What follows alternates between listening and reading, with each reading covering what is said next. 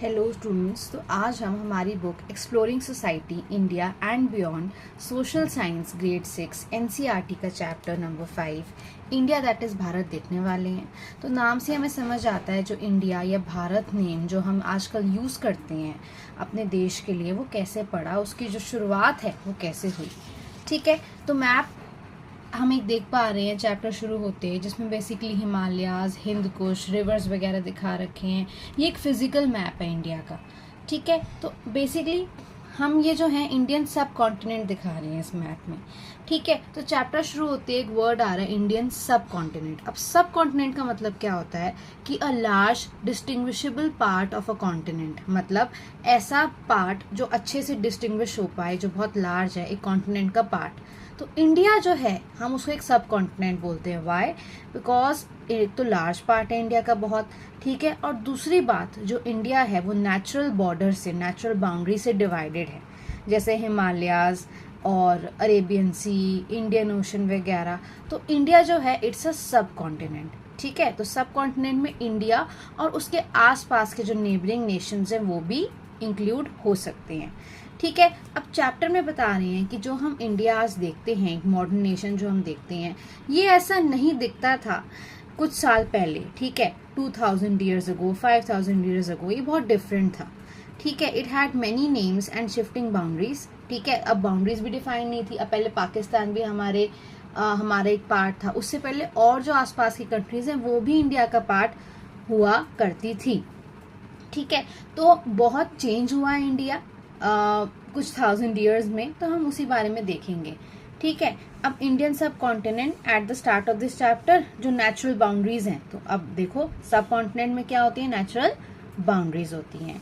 In the course of history India has been called by many names both by inhabitants and the visitors. अब inhabitant कौन होता है? ऐसे लोग जो एक पर्टिकुलर प्लेस में पहले से रहते हों। ठीक है, जो लोकल लोग हैं वहाँ के वो हैं इनहैबिटेंट्स।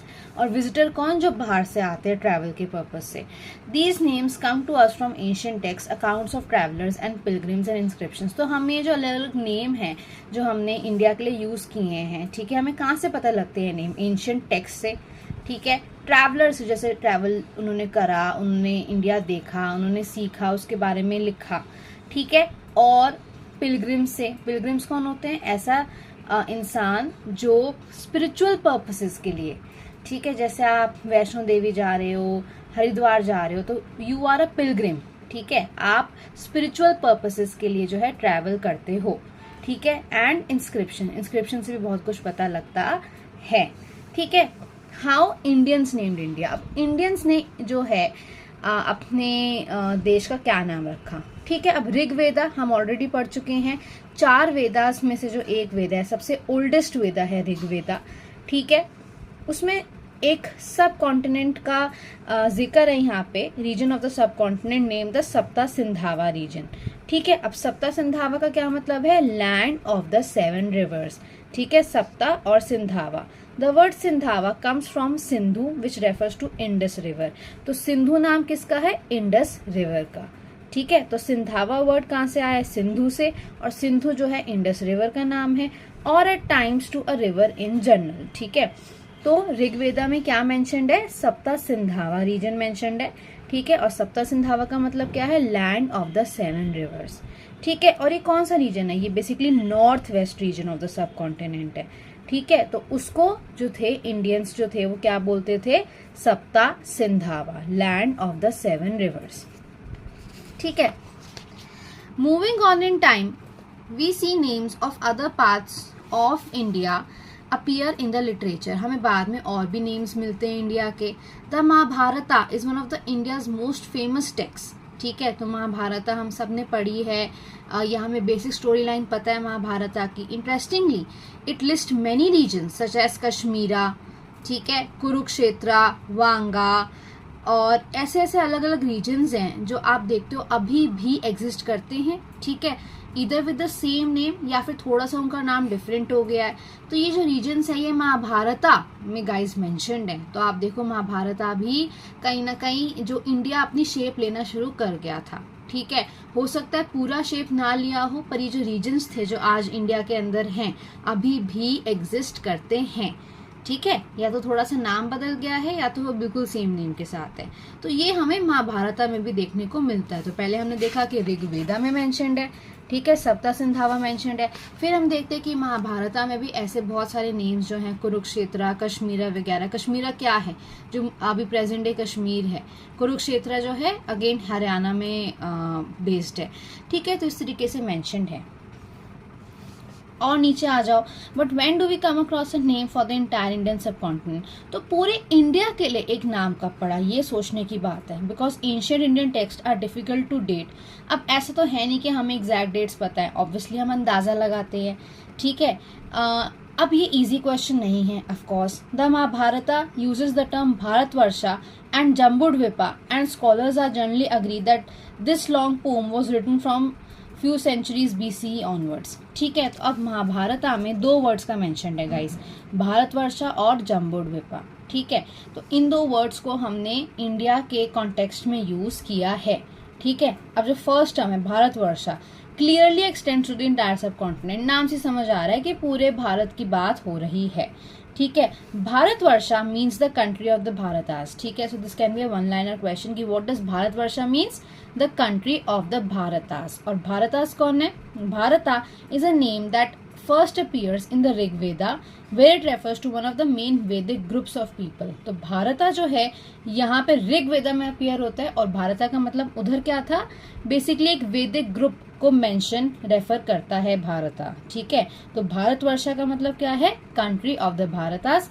और भारता का जो वर्ड का ओरिजिन हम पढ़ चुके, वैदिक बेसिकली ग्रुप को रेफर करने के लिए यूज होता था। दूसरा टर्म था जम्बूद्वीपा। जम्बूद्वीपा का मतलब होता है the island of the fruit of the jamun tree, ठीक है। अब जम्बूद्वीपा क्यों यूज हुआ है, बिकॉज जामुन ट्री जो है ना गाइस, वो एक नेटिव है इंडिया का। नेटिव मतलब वहीं पे ग्रो होता था, ठीक है, वहीं का जो लोकल ट्री है और बहुत कॉमन है, ठीक है, जामुन ट्री या जम्बुल ट्री, ठीक है। तो इसलिए नेम जम्बूद्वीपा यूज हो गया, ठीक है, हमारे सब कॉन्टिनेंट के लिए। In fact we get a good clue from an Indian emperor, his name is Ashoka, ठीक है। तो अशोका ने जो है, उन्होंने बेसिकली ये टर्म जम्बूद्वीपा यूज किया था, ठीक है, to describe the whole of India which at time included what today is Bangladesh, Pakistan as well as parts of Afghanistan। तो मैंने आपसे पहले ही बताया था, जैसे हम सब कॉन्टिनेंट की बात करते हैं तो इंडिया और आसपास के रीजन्स, ठीक है। तो पहले इंडिया में हम ये समझते हैं कि बांग्लादेश, पाकिस्तान, अफगानिस्तान भी, कुछ पार्ट्स अफगानिस्तान के भी इंडिया के पार्ट थे, और उसको होल ऑफ इंडियन सब कॉन्टिनेंट हम मानते थे, ठीक है। तो जम्बूद्वीपा टर्म जिसका मतलब है island of the fruit of the jamun tree, ठीक है, बिकॉज ये जामुन ट्री पे नेम बेस्ड है, क्योंकि जामुन ट्री बहुत कॉमन ट्री है इंडिया का, ठीक है। एंड ये टर्म अशोका ने यूज किया था, एम्परर अशोका ने, ठीक है, to describe the whole of the subcontinent, ठीक है। तो हम ये समझते हैं। तो हमने 2 और टर्म्स पढ़े, भारतवर्षा और जम्बूद्वीपा, और दोनों की हमने बेसिकली जो ओरिजिन्स थे कि कैसे वो स्टार्ट हुए वो पढ़ा, ठीक है।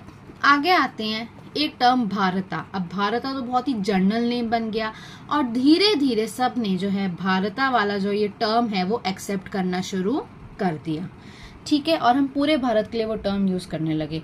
नॉर्थ में जो था ना, इंडिया को हम भारत बोलते थे, साउथ में जो टर्म था वो भारतम हो गया, तो अगेन थोड़ा सा चेंज आ गया, ठीक है। This can also be a MCQ one liner question कि साउथ में हम इंडिया को क्या बोलते थे, तो आप बताओगे कि भारतम, और नॉर्थ में हम भारत बोलते थे, सिर्फ भारत, ठीक है। It is interesting to note that different parts of the country adopted a similar definition for India, ठीक है। अब अलग अलग पोम्स हैं, ठीक है, उसमें अलग अलग बातें हुई हैं, पर at the end of the day हम देखते हैं कि सिमिलर डेफिनेशंस हैं, हम इंडिया को वैसे ही डिस्क्राइब करते हैं, ठीक है। हमने इंडिया की माउंटेन्स की बात कर रहे हैं, अलग अलग रीजन्स की बात कर रहे हैं, ठीक है। तो it looks like ancient Indians knew their geography well, of course, तो उनको पता था क्योंकि उस आसपास क्या है, इंडिया में कैसी टेरेन है, कैसी टोपोग्राफी है, तो we already knew all these things, right. अब देखो, इंडियन कॉन्स्टिट्यूशन की बात हुई है, which was first written in English, uses the phrase India that is Bharat, ठीक है, राइट एट द बिगनिंग। तो हमने क्या पहले ही सीखा ये कि इंडिया दैट इज भारत, जो हमने चैप्टर का नाम है हमारा, बेसिकली किससे इंस्पायर्ड है, हमारी इंडियन कॉन्स्टिट्यूशन। सो अब इंडियन कॉन्स्टिट्यूशन देखो क्या है। कॉन्स्टिट्यूशन बेसिकली एक डॉक्यूमेंट होता है that spells out the basic principles and laws of a nation. ठीक है, द इंडियन कॉन्स्टिट्यूशन हम आगे भी पढ़ेंगे। ठीक है, it came into force in 1950। ठीक है, तो इस कॉन्स्टिट्यूशन में इंडिया दैट इज भारत से हमारी कॉन्स्टिट्यूशन स्टार्ट होती है, तो नाम से ही क्लियर है।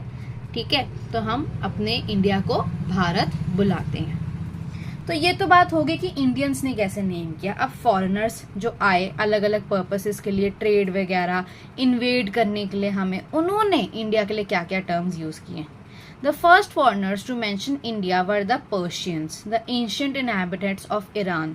ठीक है, तो Persians कौन थे? The ancient inhabitants of Iran. ठीक है, in the 6th century BCE, a Persian emperor launched a military campaign and gained control of the region of the Indus River, which, as we saw, was earlier called Sindhu.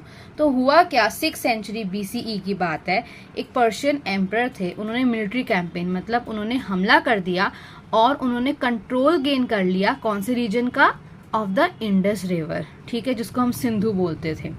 So it is no surprise that in their earliest records and stone inscriptions, the Persian refers to India as Hind, Hindu or Hindu, which are adaptations in their language of Sindhu. ठीक है, तो Persians जो थे वो India को क्या बोलते थे, हिंद, हिडू और हिंदू। ठीक है, तो अगेन उनकी लैंग्वेज के हिसाब से ये थोड़ी बहुत अडेप्टेशन, थोड़ी डिफिकल्ट, थोड़ी डिफरेंट हमने टर्म्स यूज करते थे वो लोग इंडिया को डिस्क्राइब करने के लिए। Based on these Persian sources the ancient Greeks named the region Indoi और इंडाइक। तो हमने पहले क्या पढ़ा, पर्शियंस, अब हम क्या पढ़ रहे हैं, ग्रीक्स। तो एंशिएंट ग्रीक्स क्या बोलते थे इंडिया को, इंडोय और Indike. They drop the initial letters of H, ठीक है, of Hindu, because this letter did not exist in the Greek language. तो वो क्या बोलते थे इंडिया को, इंडोय और इंडाइक। कौन, एंशिएंट ग्रीक्स। ठीक है, तो देखो आप कैसे कैसे, पहले सिंधु था वो हिंदू बन गया, फिर वो इंडोय और इंडाइक बन गया। ठीक है, अब हम चाइनीज पे आते हैं। Ancient Chinese also interacted with India in several text, they refer to India as Yintu और यिंडू। ठीक है, तो अगेन वो हिंदू बोलना चाह रहे हैं, बट अगेन उनकी लैंग्वेज में कैसा साउंड कर रहा है वो, यिंटू और यिंडू। ठीक है, तो सिंधु, हिंदू, इंदू और यिंडू। तो कैसे आप देखो लैंग्वेज से, जो डायलेक्ट से, लैंग्वेज से कितना चेंज आ रहा है। हमारी जो अलग अलग टर्म जो हैं इंडिया के लिए यूज हमने करी हैं। जो फॉरेनर्स जो थे, हमने स्टार्ट किया पर्शियन से, ठीक है, जो इनहैबिटेंट्स ऑफ ईरान थे, फिर हम आए एंशिएंट ग्रीक्स पे जो इंडोय इंडाइक बोलते थे, फिर हम आए चाइनीज पे जो यिंडू और यिंटू बोलते थे। ठीक है, अब हम आगे देखते हैं।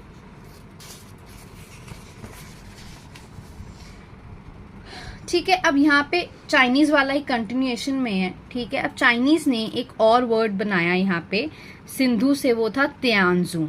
ठीक है, अब तियानजू का मीनिंग क्या होता है, तियानजू मीन्स हेवनली मास्टर। ठीक है, so the word Tianzhu means heavenly master. This reflects the respect the ancient Chinese had for India as the land of Buddha. ठीक है, तो वो क्यों तियानजू बोलते थे, बिकॉज वो रिस्पेक्ट करते थे हमारे इंडिया को। Why, because it was the land of Buddha. ठीक है, तो Tianzhu, the word after another Chinese word also derive from Sindhu was Tianzhu. ठीक है, फिर हम एक और वर्ड पढ़ते हैं जो हिंदुस्तान है। हिंदुस्तान भी वर्ड हम बहुत यूज करते हैं।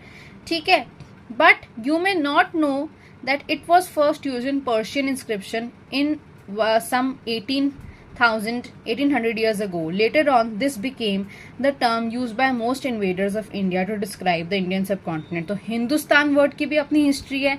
वो कहाँ यूज हुआ था, पहले पर्शियन इंस्क्रिप्शन में यूज हुआ था, और अब आप देखो कितना कॉमनली ये वर्ड जो है ये यूज होने लगा है।